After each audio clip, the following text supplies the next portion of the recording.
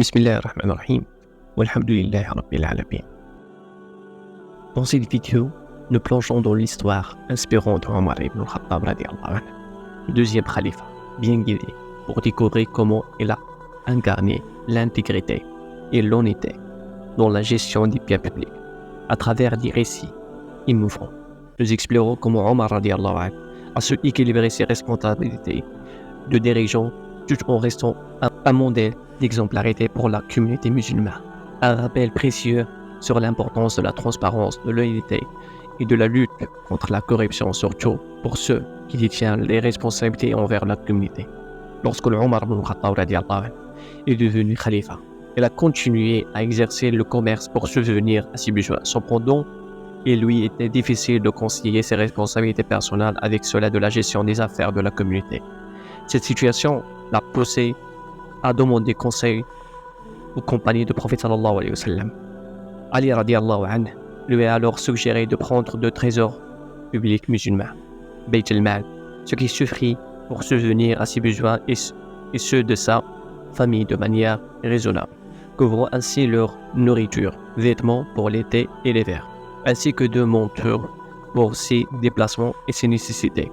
Omar radiallahu anhu a traduit ce conseil en disant « Il ne me permet de ce trésor public que ce que je gagne de mon propre travail avant de devenir khalifa. » Cela signifiait qu'il ne prenait de trésor public que ce qui aura gagné aux travailleurs, ne voyant pas sa position comme une opportunité d'enrichissement personnel par Allah. Ceci est l'une des plus grandes démonstrations de probité et de droiture dans la gestion de l'argent public.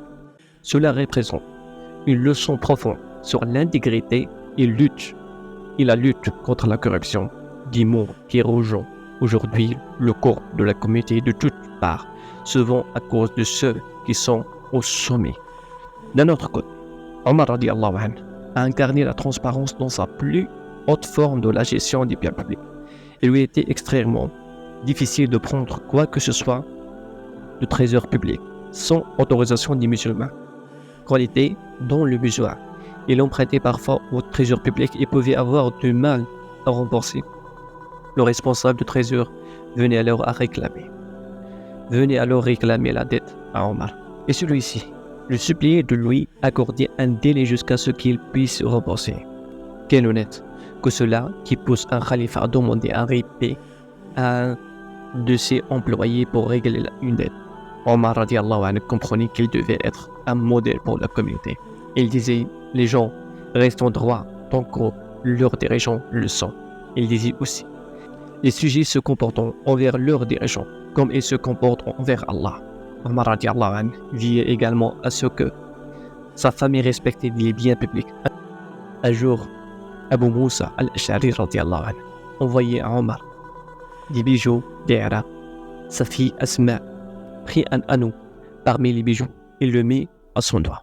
Omar radiallahu anhu, bien qu'aimant tendrement sa fille, lui prit l'anneau et le rejeta en disant « Prenez-le de moi ». Un de ses proches lui demandait de l'aide du trésor public. Omar radiallahu anhu le réprimanda sévèrement. On disait « Il m'a demandé de l'argent de Dieu. Comment pourrais-je justifier cela devant Allah ?» Je trahissais sa confiance. Lorsqu'un dirigeant est intégré dans la gestion des biens de la communauté, il empêche ceux qui voudraient s'enrichir injustement de le faire. Mais s'il trahit cette confiance, il ne pourra plus empêcher les autres de le suivre dans cette voie, car il n'aura plus de raison valable pour les empêcher. Merci d'avoir regardé notre vidéo. Et n'oubliez pas de vous abonner sur notre chaîne et partager la vidéo avec vos amis musulmans. Et vous pouvez également regarder d'autres vidéos sur notre chaîne. Wassalamu alaikum wa rahmatullahi wa barakatuh.